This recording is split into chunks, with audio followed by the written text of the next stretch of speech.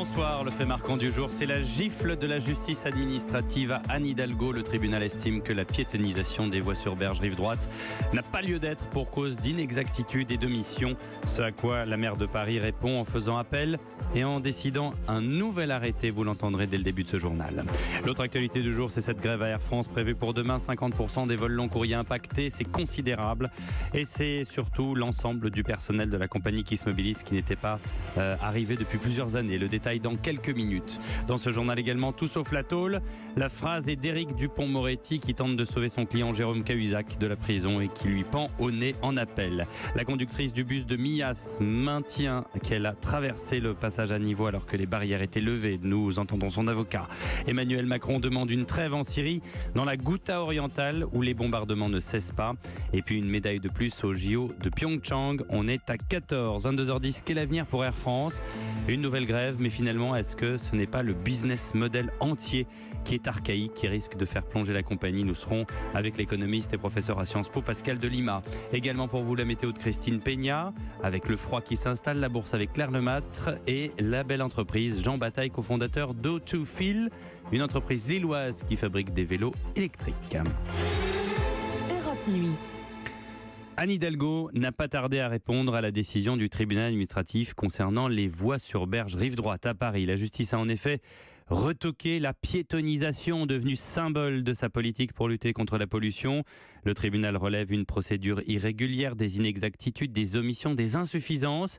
Cette décision est suspensive, ce qui conduit la maire à prendre un nouvel arrêté, mais aussi à faire appel. C'est justement ce qu'elle a précisé 1 heure après la décision administrative. Avec mon équipe, nous avons décidé de faire appel de cette décision et de prendre sans attendre un nouvel arrêté de piétonnisation. Nous sommes déterminés, comme au premier jour de notre mandat, à faire de Paris une ville plus respirable. L'ouverture des rives de Seine aux piétons et aux cyclistes a été décidée démocratiquement par les élus parisiens en septembre 2016, avec le soutien de l'État, à l'issue d'1 an et demi de concertation.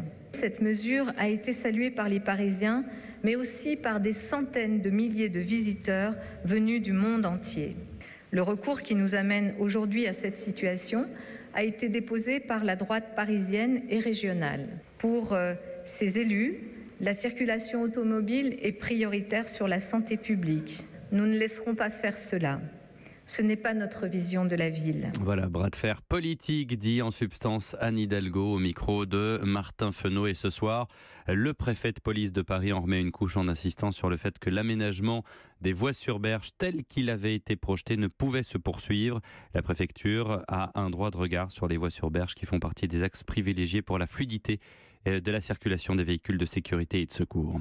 C'est une nouvelle journée de grève à Air France demain et cette fois-ci elle concerne toutes les catégories de personnel, pas seulement les pilotes. D'abord les conséquences, elles sont importantes. Aurélien Fleuron, on va voir ça avec vous. Cela concerne donc toutes sortes de vols à des degrés différents. Alors ce sera fortement perturbé, notamment si vous avez un vol long courrier qui doit partir de Paris demain. 1 sur 2 seulement va décoller.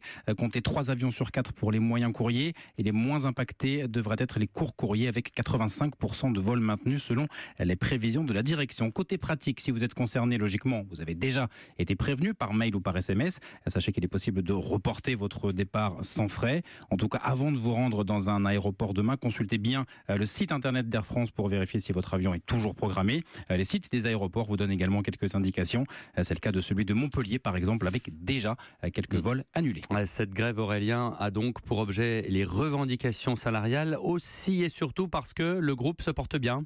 Toutes les catégories de personnel demandent un rattrapage de 6 ans d'inflation, puisque chez Air France, la grille des salaires n'a pas bougé depuis 2011. Les syndicats souhaitent donc des augmentations générales de 6%. Les résultats financiers 2017 ont été globalement bons. Et pour Christophe Maloggi, secrétaire général FO, il est temps de récompenser les salariés. Ça concerne toutes les catégories de personnel dans la mesure où depuis des années, tout le monde fait énormément d'efforts. On a su signer des accords qui permettaient à l'entreprise de rebondir quand on était au fond du gouffre à l'époque. Donc là, c'est un événement auquel beaucoup de personnel veulent participer, oui.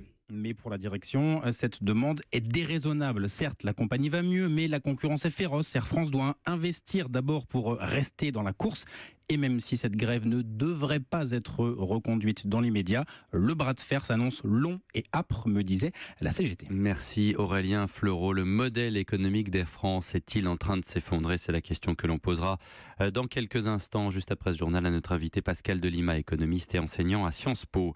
Gérard Collomb a présenté son projet de loi sur l'asile et l'immigration. Il vise à réduire à 6 mois les délais d'instruction de la demande d'asile, faciliter la reconduite à la frontière.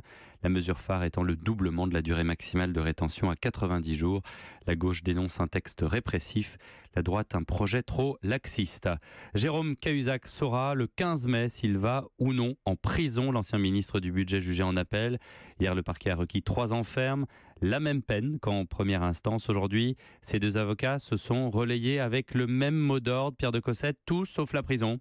Oui, le premier est son avocat historique, mais aussi un vieil ami. Jean-Alain Michel n'épargne pas son client. Nous l'avons maudit, parle de procès de la trahison, mais il décrit un Jérôme Cahuzac fracassé, qui a tout perdu. Or, la juste peine, dit-il, c'est celle qui permet le rachat, qui autorise un avenir. Puis c'est Éric Dupond-Moretti qui prend la parole et assène. Jérôme Cahuzac a déjà été exceptionnellement puni. Il dépeint un homme perdu et seul qui, quand il venait à son cabinet, s'installait des heures au point que les secrétaires ne savaient plus quoi en faire. Éric Dupond-Moretti implore le tribunal: je vous supplie de ne pas l'envoyer en prison. S'il se flingue en tôle, je ne veux pas faire du chantage, mais quand même. À l'avocat général qui accusait hier Jérôme Cahuzac d'avoir rompu l'équilibre social, l'avocat fait remarquer, sans citer le nom de Johnny Hallyday, qu'il y a peu, on a bien rendu un hommage national à quelqu'un qui a passé sa vie à changer de pays pour payer moins d'impôts. Pour Éric Dupond-Moretti, la peine peut être lourde. Tout ce qui compte, c'est que Cahuzac n'aille pas derrière les barreaux. Dit autrement, qu'importe les années avec sursis, il ne faut pas plus de 2 ans ferme, sans quoi le passage en détention sera automatique. Merci Pierre de Cossette. Le 14 décembre dernier, 6 collégiens trouvaient la mort dans la collision d'un bus scolaire avec un TER à Millas. La question, bien sûr, qui s'était posée immédiatement, c'est: les barrières de sécurité étaient-elles ouvertes ou fermées? La conductrice de 46 ans, habituée depuis des années à ce trajet près de Perpignan, a toujours affirmé que les barrières étaient ouvertes, contrairement à ce qu'ont pu dire certains experts et témoins. Jusqu'à présent, elle n'avait pu être entendue que succinctement en raison de son état de santé. Elle avait pourtant été mise en examen pour homicide et blessures involontaires par imprudence, et aujourd'hui, elle a pu enfin être entendue plus longuement. Voici ce que dit son avocat, maître Jean Codeniès. Elle a expliqué ce qu'elle avait vécu, ce qu'elle a vu, et elle explique effectivement que les barrières étaient levées et que le feu ne fonctionnait pas. C'est une épreuve quand même de se souvenir du drame. Hein. Les visages des enfants, la honte, elle s'est effondrée. Les témoignages, vous le savez, ne sont pas concordants. Il y a des témoignages dans tous les sens. Et les expertises techniques qui ont été diligentées par les magistrats instructeurs ne sont pas encore rentrées. Ce que je peux vous dire, c'est que les magistrats instructeurs mettent quand même le paquet pour connaître exactement ce qui s'est passé. Les experts qui ont été désignés sont des experts qui sont, je pense, indépendants par rapport à la SNCF. C'est important. La SNCF, c'est un adversaire qui phagocyte tout, du début à la fin. Donc, au fond, l'instruction pour nous est un havre de vérité. On va savoir la vérité des choses sans être obligé de passer par le filtre troublant de la SNCF. Voilà, maître Jean Codeniès, qui, vous l'avez entendu, a des propos assez durs contre la SNCF. Il était interrogé par Benjamin Peter. Hommage à l'Assemblée nationale cet après-midi aux 2 militaires français tués, au 3e blessé aujourd'hui dans le nord-est du Mali, en cause une mine artisanale qui a fait exploser leur véhicule blindé. Cette fois-ci, c'est Emmanuel Macron lui-même qui dénonce la situation dans le Ghouta oriental en Syrie. La France condamne les bombardements, demande l'instauration d'une trêve pour permettre l'évacuation des civils et l'accès militaire, l'accès humanitaire. Pour Nina Walsh, qui est responsable des conflits armés chez Amnesty International, eh bien, la situation est tout simplement catastrophique. Nous avons pu recueillir des témoignages, surtout du personnel médical, qui nous raconte une situation des désespoirs, des médecins qui travaillent 24 heures par jour, qui ne disposent plus de l'équipement pour soigner les patients, qui nous racontent aussi que parmi tous ces patients, il n'y a pas des combattants, ils soignent uniquement des civils, ce qui les laisse penser qu'en fait, il n'y a que les civils qui sont ciblés systématiquement, il y a aussi les hôpitaux qui sont ciblés. Il y a aussi cette situation de malnutrition, notamment parmi les enfants, alors qu'il faut s'imaginer qu'à quelques kilomètres de là, à Damas, une quinzaine de kilomètres, il y a tout. Et dans la Ghouta orientale, un morceau de pain coûte 85 fois plus qu'à Damas. C'est une situation dramatique qui fait partie d'une stratégie des assiègements prolongés, des bombardements massifs pour forcer toute une population à soit se rendre, soit à mourir de faim ou sous les bombardements. La responsable des conflits armés chez Amnesty au micro de Mathieu Bock, direction Pyeongchang maintenant. Avec cette 14e médaille pour la France au JO, elle est en bronze, elle revient au sprint messieurs en ski de fond, Corinne Boulou. Oui, alors le ski de fond a clôturé de fort belle manière une journée pourtant mal engagée.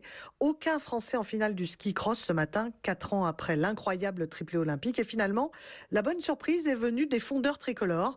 Richard Jouve, 24 ans, en finisseur, épaulé par l'expérimenté et endurant Maurice Magnifica, 31 ans, ont réussi à décrocher le bronze derrière l'inévitable Norvège avec son prodige Klæbo, triple médaillé d'or, et la Russie sous bannière olympique. Une deuxième médaille en relais, donc ici pour Magnifica, qui a vite oublié ses larmes après ses échecs en individuel. À l'arrivée, le Haut-Savoyard, aux côtés de son jeune coéquipier Richard Jouve, était tout à son bonheur. C'est juste gigantesque, c'est des sentiments incroyables. Et ça a été une course de costaud. Et puis de voir Richard là, qui surclasse le Suédois, qui était pas loin derrière.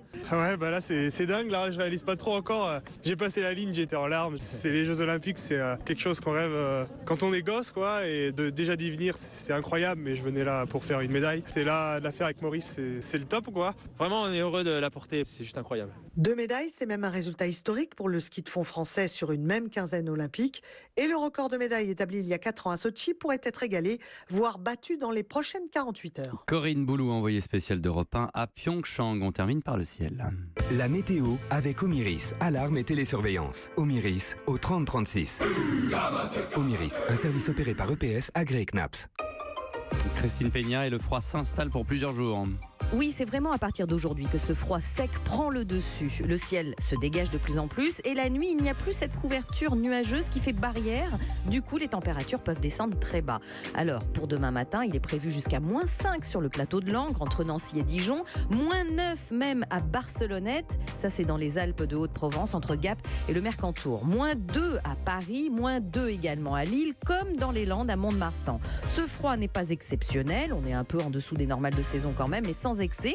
C'est à partir de dimanche qu'il va s'accentuer. Le pic de froid sera sans doute enregistré entre lundi et mardi prochain.